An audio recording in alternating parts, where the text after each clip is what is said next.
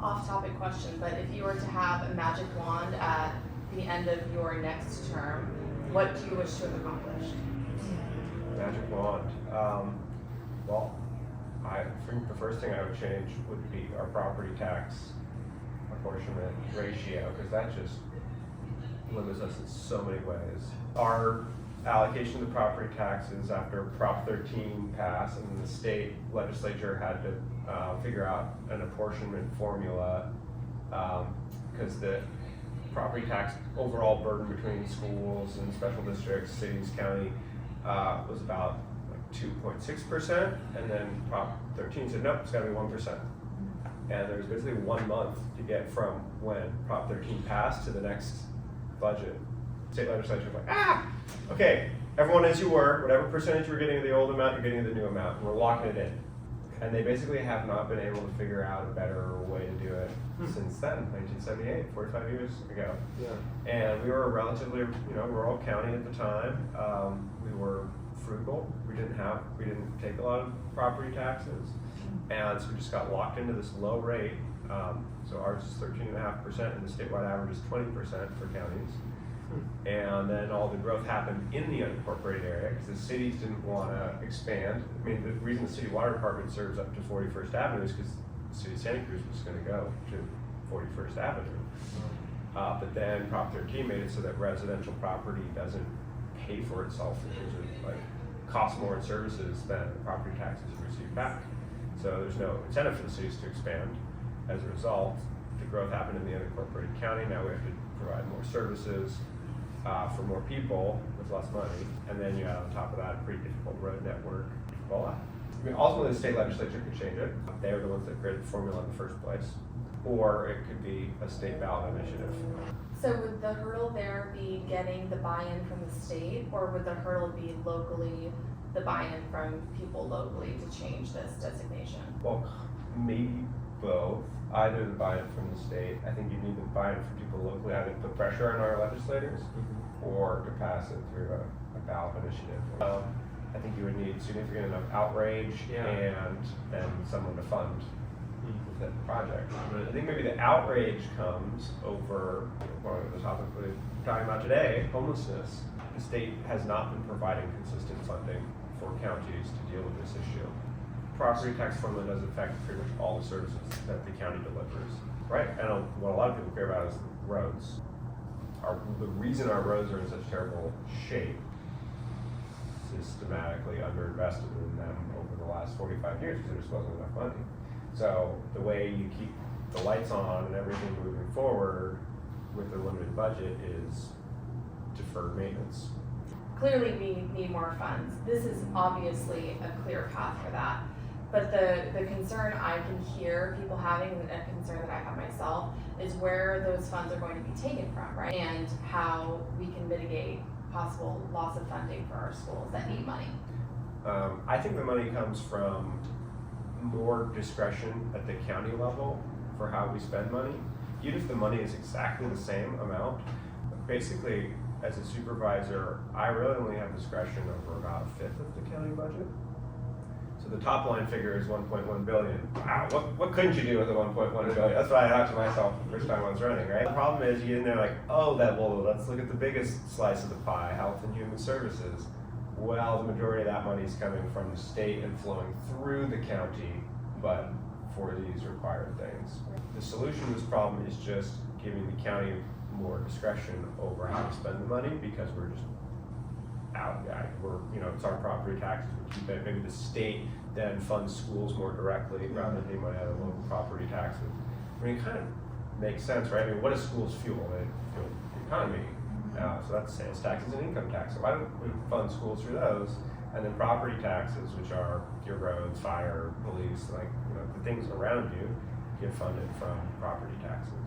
So I think that the way I envision it is you could just take a lot of the bureaucracy out of it, right? If you go back to homelessness, we manage 41 different state and federal grants. And we don't have a whole lot of local money to spend on homelessness. And those grants are, some are 1 year, some are 2 year, some are 5 year grants. You don't know if they're going to be around for the next cycle, or that you're going to win them again. You got to apply for them every time.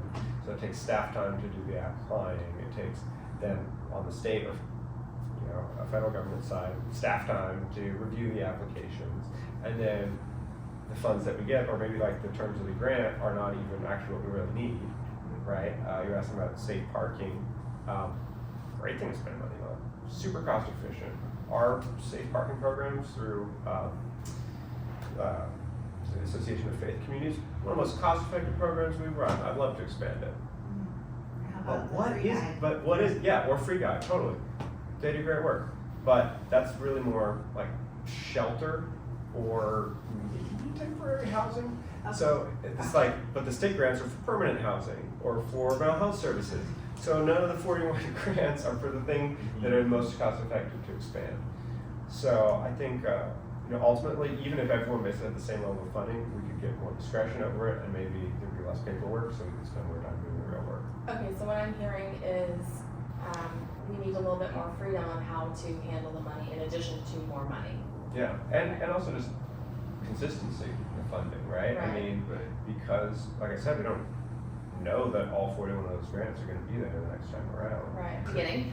So we've met, since our original panel, we've met with a bunch of different leaders, people in different departments, from service providers to law enforcement, nonprofits, and so we're kind of formulating some opinions, but we would like your opinions on some of the most pressing issues that you're seeing from your perspective as a district supervisor, facing our community today, and what solutions that you see as far. Well, I think housing is kind of the central issue. And homelessness is like the acute symptom of that, right? Also, in some ways, climate change is a symptom of it as well, because we have this incredibly inefficient distributed infrastructure that requires everyone to get in a car just to get a carton of milk. Another thing I would do is completely rewrite our zoning code to be a lot simpler and easier to execute. People reach out to me all the time because they're having trouble with the permits. Planning department's insane, stuck on this for 2 years and spent $50,000, like, just can't, you're my supervisor, you control these people, fix it. Technically, the supervisors only can control staff through a majority vote. Staff is actually carrying out county code. So they're like, it's not our fault, this is our code. So making the zoning code simpler to execute would be a huge win. It would allow us to build houses faster. One thing I think the state could do is create a uniform zoning code. We have a uniform building code, but zoning change is different in Capitola versus the city of Santa Cruz versus county of Santa Cruz, let alone Santa Clara. Even like what those zones are called. Right. Industrial might be M in one city and I in another, and then have 15 subcategories in one city and 2 in another. Harder for planners to move around, or to learn, longer time to learn their new codes when they get hired, longer for architects to plan something to code, et cetera, et cetera, et cetera. But also Capitola has the ADU where you have like 3 options for an ADU, and if you pick one of them and execute it, it's totally permitted. No questions asked. And it's like, I'm sure Marvin, you hear it all the time, like people complaining about working with the county. It's a travesty what does not get done because of holdups down at the county. Yeah. And so we met with builders. Someone had mentioned working with you. There was an issue with the plumbing pipe size, and you were able to work with them, modify this requirement that shouldn't have been a requirement. So is there anything that sticks out to you besides having the state write a uniform zoning code that could make working with the county, I mean, just not even builders, but homeowners that want to put in an ADU or put in double pane windows, for God's sakes? Like, is there something that you see that could be such a simple fix as you've already done that would make homeowners' lives easier? Yeah, I'm trying. First of all, I think that we can actually write that simplified zoning code in our own county and then propose it for other communities to adopt, or even for the state to then try to share with more communities. You brought up the pre-approved plans for ADUs. Yeah, I've got that through the county, when we should have a few pre-approved plans on the county site by the end of the year. Oh, hooray! Yeah. Oh, sweet. Passed the tiny house ordinance to allow then also ADUs to be tiny homes on wheels, which you could are on a trailer hitch and you can pull in, and they use the ability the gravel pad and some connection to utilities. The other big thing is a third-party plan check program, which is something I heard a lot from the building community, which cool.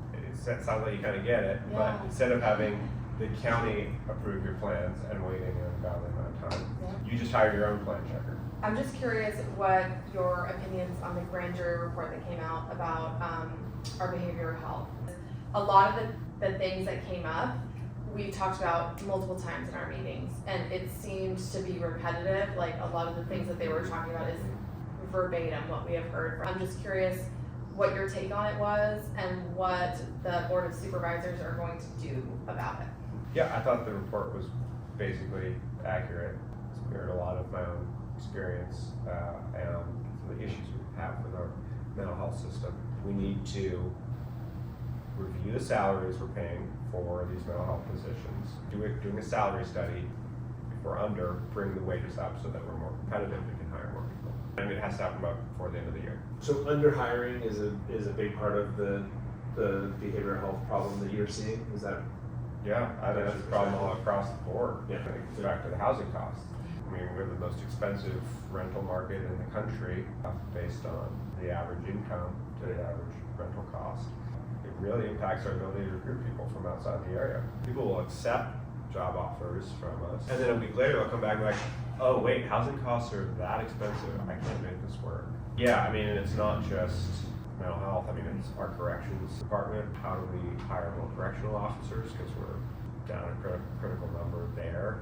The staff that we do have, we're working on these mandatory overtimes. Well, they already have a certain amount of overtime they have to do. It makes no sense anyway. And paying them double time is having Right. enough staff makes a lot more sense. It overworks them, but it also overcharges us. Yes. Some of our best jail facilities, I mean, and there is a difference. Main jail built 40 years ago is basically dungeon. It's terrible. It's not enough natural light in there. Cramped facility, you don't want to go there. Whereas Roundtree, which is like this medium security facility down in Buena Vista, a big outdoor yard, it's designed more as like a communal space with just one correctional officer that kind of keeps an eye on things, much larger space, more recreational facilities, more natural light, a world of difference. We have 3 units down at Roundtree, and one of them is closed because we don't have enough staffing.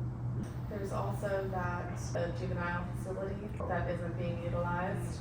What's our plans there? We have some state grants, I guess we won or are pending. The plans are to renovate the gym up there and also improve the kitchen and create more of a garden area as well. We do have this state money available to make it better, so.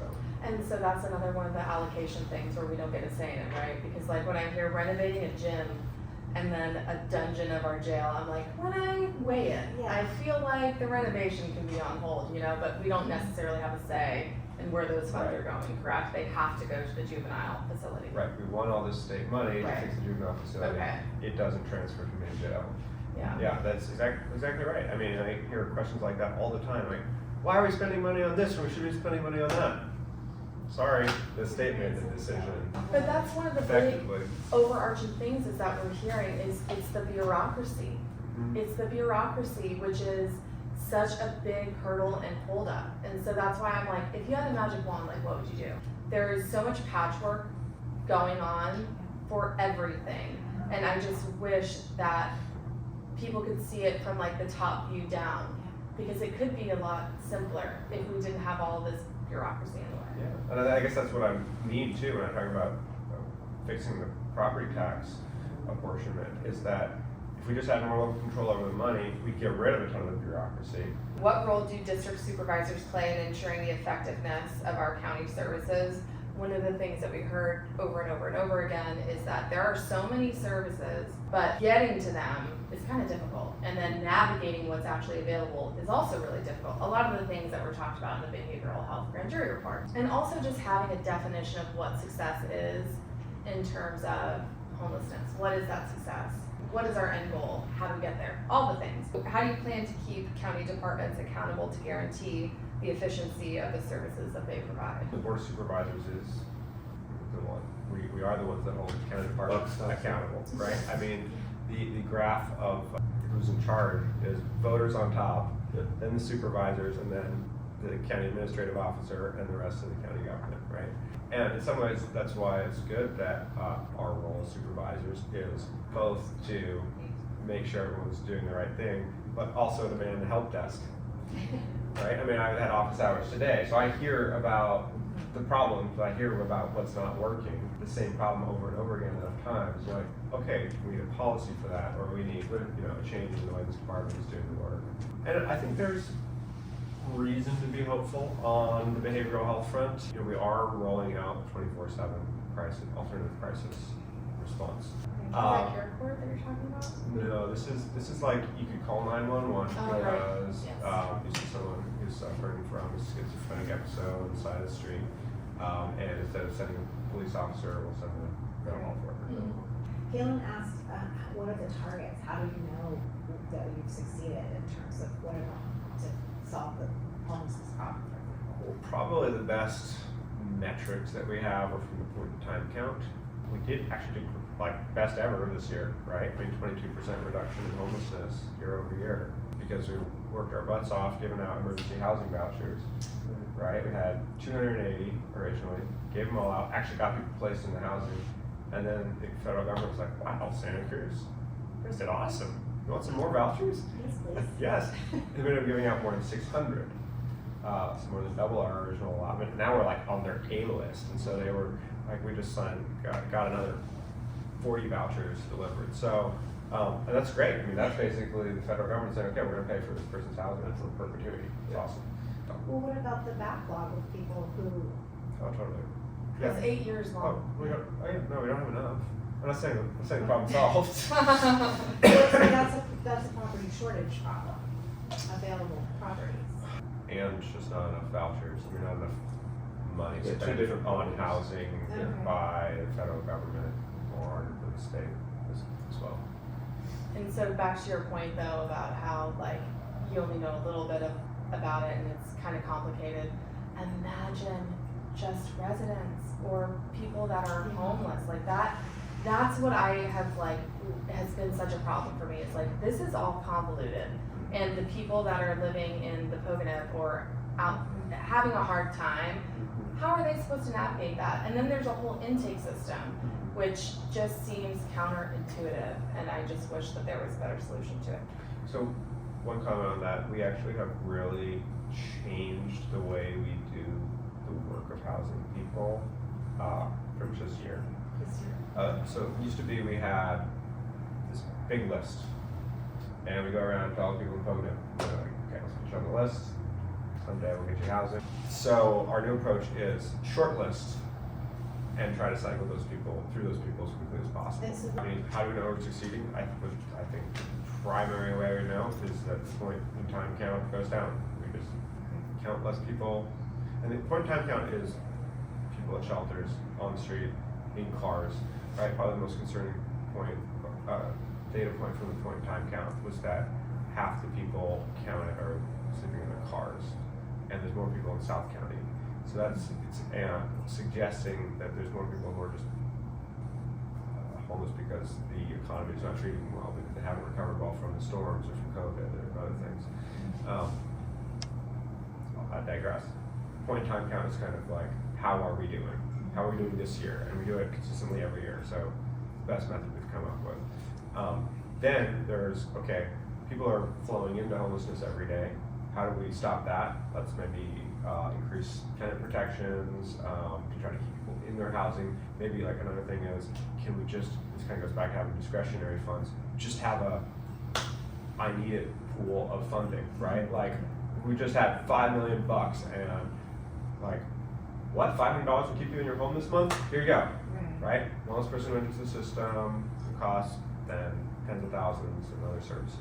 And in fact, I heard that LA is using AI to identify who those people are and proactively reach out to them. You need $500 this month? Why, yes, I do. I just had to take on, my 2 grandkids are now living with me, and boy, do they need a lot of stuff for school. And now I can barely afford to pay my rent. They're have $500. Are you saying we do have that, or that's something you want to do? I would love to have that, but we don't. So everybody is talking about these preventative measures, Yeah. because once you get into homelessness, it is so hard to get out. And Right. so yeah, we need that. Right. Discretionary funding. So something else we've been hearing is we get a lot of mandates from the state, but no, usually funding to actually do it or the personnel. They just say, you've gotta do this, figure it out. Yeah. Would you say that's what you see as well? Absolutely, it's terrible. Okay. Sounds like safe parking is literally a no-brainer. Right. It seems, and every resident that I talk to about it, I'm like, hey, what do you think about this? You know, maybe we could, these people that like, maybe instead of them having to go to the bathroom on the street, they could have like a porta potty and they all could like stay in a spot. Everybody that I have spoken to seems to think it's great. And then I went to, it was on Zoom, a meeting with the city, like an update on homelessness. One of the people there in charge of safe parking and said, if there's a need to expand, we will.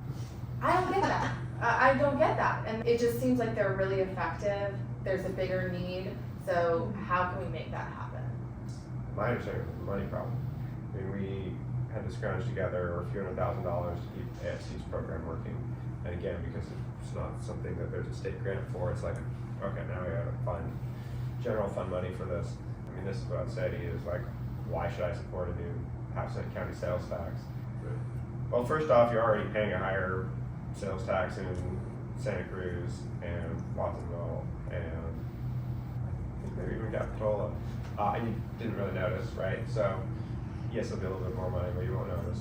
And two, because it provides the discretionary money for the obvious necessary programs like safe parking or temporary housing. Of course, money can solve it, but it also seems like we can work on efficiency, right? And the efficiencies of a program like safe parking, it seems like you're affecting more. I mean, their success rates are phenomenal. We're hearing 30% or 40%, better, Yeah. 40% success rate where people are moving from these programs to permanent housing. So doesn't it seem like it can be reallocated? Doesn't it seem like there's ineffective programs that are happening and that we could put money towards something that is actually working? This kind of gets back to why don't you, cut some money out of health and put it on my roads, right? It's like, well, because the money was allocated for health by the state.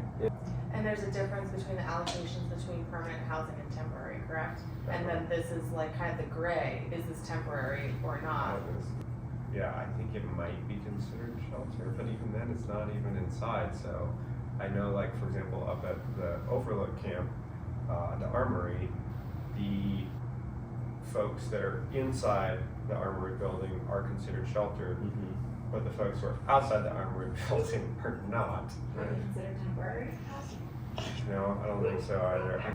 It doesn't need to be this complicated, It's right? safe- Somebody fix this. It's safe sleeping. Okay. Yeah, it doesn't have to be this complicated. Yeah, but I mean, see, I don't even know what all the categories are for sure. Because It's too damn complicated. Yeah. And part of it is that, again, rather than getting money per capita, there's all these definitions created in Washington and Sacramento, and then they're the ones that say, we're gonna give this much to safe sleeping, this much to shelter, and this much to temporary housing, and permanent housing. Are there other programs, temporary or transitional, that you think are effective, that we're not doing enough of, or that we're applying more to? I always think of Santa Cruz as being somewhat progressive and like, great, we could do something, and wouldn't it be nice if we could pave a way and show other communities that there's a way to do it? Is there anything that's working that you see that we should expand on? So what we know works is basically the tiny house village, right? And the best model of it is Community First Village in Austin, Texas. And it's successful for multiple reasons. And we have the closest thing we have to it here in Santa Cruz is 1221 River Street. Encampment that is not supervised. Self-managed? Self-managed. Super cost effective. Okay. It's like $4,000 per person per year. The Armory Overlook Camp is super ineffective. I mean, I haven't combed through exactly the city's numbers recently, but I think it's like 10 times as expensive. Like $4,000 or more, like $4,000 per person per month.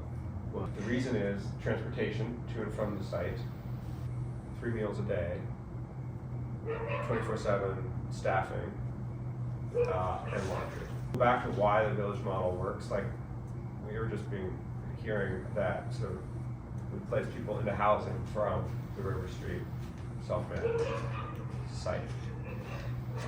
They're coming back to the camp to hang out with people because that's their community. I mean, like, this is kind of the larger problem, I think, with our society that we're struggling with. It's leading to addiction. It's the lack of community. Yeah. And so that's why, like, solving for community and a sense of purpose Yeah. are actually the best way for someone to get someone in a place where they're going to stay and be happy and live out the rest of their life. And that's what, like, Community First Village does, is community, obviously, but then also people can contribute in multiple ways. It's not only can you contribute to the kitchen or the garden, but they also have, like, an auto body shop there, other, like, machine shop, woodworking, so you can kind of do your jam. What's our barrier? Why are we not doing that? So it gets back to the discretionary funding. Like, I'm trying. Okay. So I'll tell you how I'm trying. Yeah. First off, Vets Village, Yeah. right? That was something where there was some state money available. That looks pretty close to it, the successful model. Is the county funding the Veterans Village?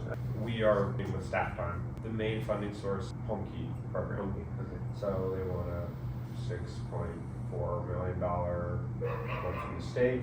The state liked the project so much that the director of the department came to make the award in Santa Cruz. So this was actually the project was one that there was some concerns about, and they're still having some trouble, like with the septic and build out. But at the same time, like, it has all the right pieces for success.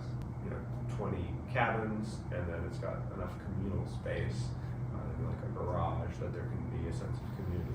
I've been to a couple of barbecues out there, and it certainly works. Are there plans to expand on that? There's a property in South County where we could do something similar. I've been trying to get the homeless garden project. Food, they don't work as directly with experiencing homelessness, but yeah, I'm trying to get the homeless garden project interested in operating a program down there. Maybe us ultimately could just try to find a site and put together a project. What would it take for the community to do that? I mean, it seems like there's a way to do this public-private partnership on something like that, where if you have a model that's working in Austin, Texas, why couldn't it work here? Why can't we move forward on something like that? Yeah, I think between the right amount of private funding and public funding, we probably could. If you'd like to donate, or set up a foundation. I mean, right, because Community First Village was started by Loaves and Fishes, religious organization. Guys started by just giving food to people on the street and realizing that the biggest need they had was a safe place to park their RV. So we bought some property, started RV parking, and then expanded with the tiny homes. You mentioned a couple of figures for the River Street project as well as Armory about what the cost is going out. And so I'm curious about the overall cost of us trying to, like, plug up the problems, what we're spending on that versus what a thought out plan to end homelessness would look like. My thought is we're bleeding money right now, but if we were to put those funds towards a permanent solution, what would that look like and how does it compare? Is it more cost effective to have an overall plan rather than our temporary solutions? Of course.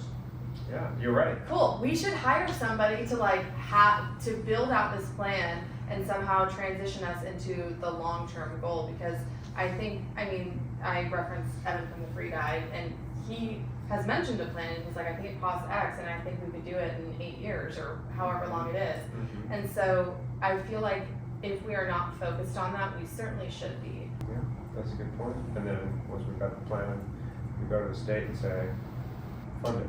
Sure, or we could look at the money that we're spending, compare it to what the actual solution is, and say, perhaps we need to Or shift. just like, right, instead of funding these things, please On fund that. this instead. Exactly. Right. That's Yeah. to start with the study, right? I mean, part of the benefit of, private citizens being excited to work on the problem, maybe we don't need the study.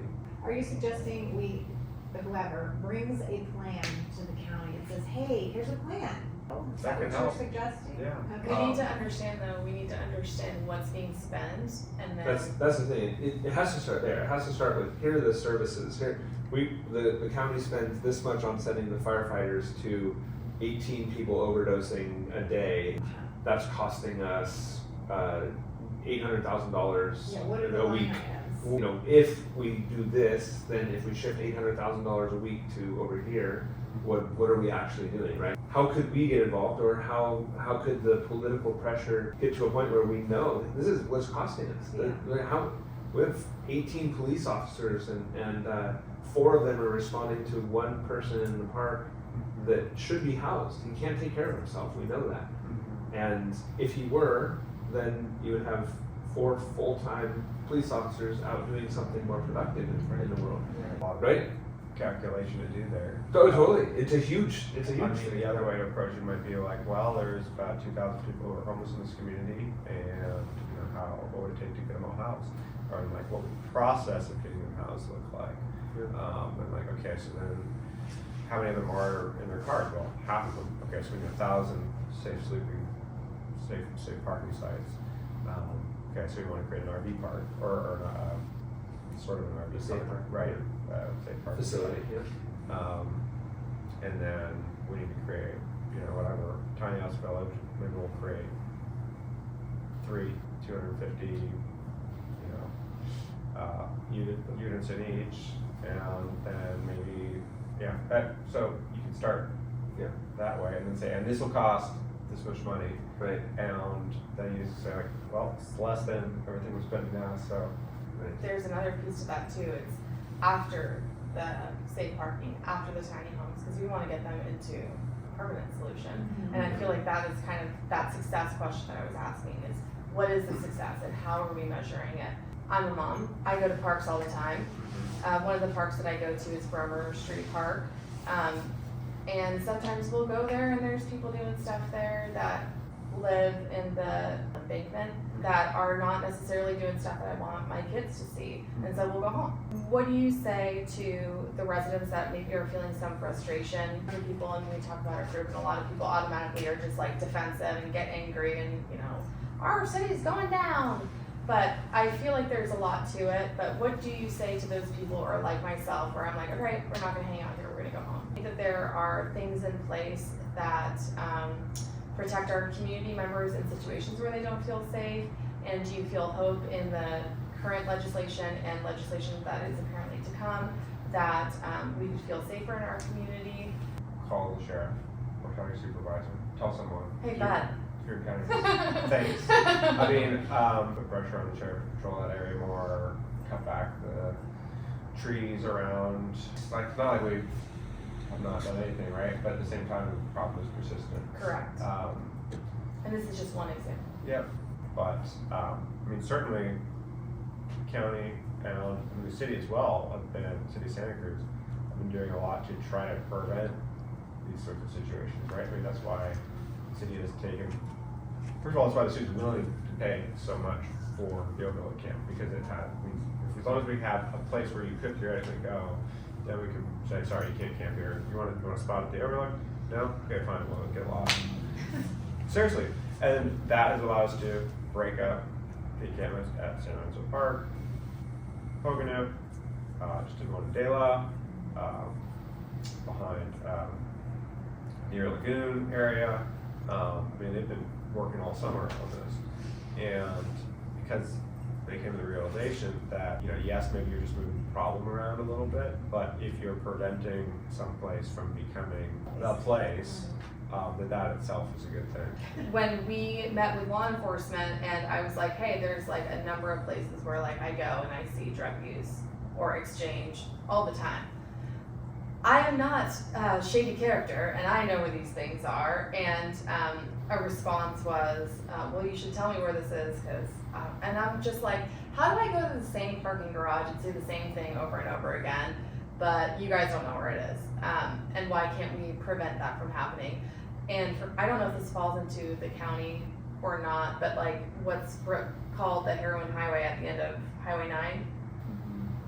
And so it's known, Like it's Single known Grove area, to be a bad spot. And so when we had asked, you know, why is this not more heavily patrolled? Like, why are these hot spots, areas that we know bad things happen where, you know, people can get into trouble if they go there, right? Like, I don't wanna let my kids walk around certain areas because like I know that trouble lurks there.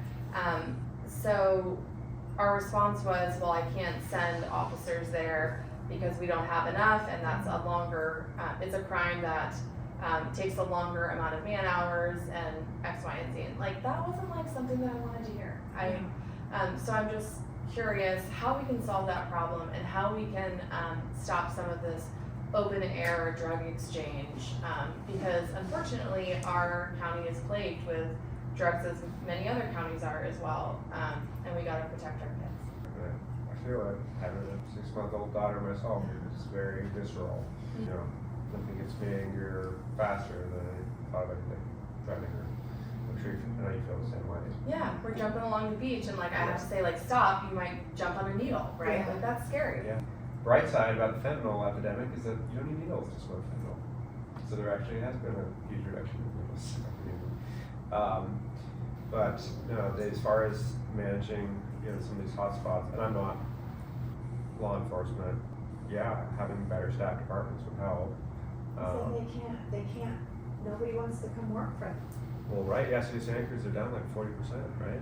And it's probably environment, but also the cost of living, right? Yeah, that is a major problem. They also thought there was, another compounding factor is just the fact that we are in an aging community, right? And like, And even if they rest long enough to become sober, and then they get released back to the street, they haven't solved the problem. right, and we also might not have the legal tools to take them off of the street. What I took away from it was, hey, we use the man hours to arrest this person. They get booked and then they're out in like 2 hours. So that was a complete waste. Right, because it's a misdemeanor. Right. And that's something where like, okay, well maybe we as people in California could pass Prop 47 that turned all these drug felonies into misdemeanors, need to reevaluate and change the law, right? And this is kind of, it's back to the value of initiative versus the legislature doing something. Does take longer to change something when you make a mistake into the initiative. What to tell me? Yeah. What to tell me for those that are frustrated that there are some repetitive areas where things are happening that are illegal, but I feel like not enough is being done about them. So what would you say to somebody like me? Well, I think being this squeaky wheel does work. I might not be able to solve it today or tomorrow, but like I definitely want to solve it, soon. I know I've heard a lot from, for example, the residents along up in Happy Valley about people camping out on Brentford Drive. So I had a lot of conversations with. It's frustrating because it's really city's jurisdictions with the edge of the park there, but I had a lot of conversations with the parks director of the city and with the police, and did finally get addressed. Obviously, we have some pretty big fundamental issues we're trying to solve to have more capacity to respond more effectively. But when we hear about an issue, regionally, we will. So you're running again. Is there anything that we didn't touch on tonight that maybe you think that we should know about, or anything you want to talk about what you've done so far as a district supervisor and what you plan to do? Anything that we haven't asked that we should know about? I have talked about a lot. Just some credit.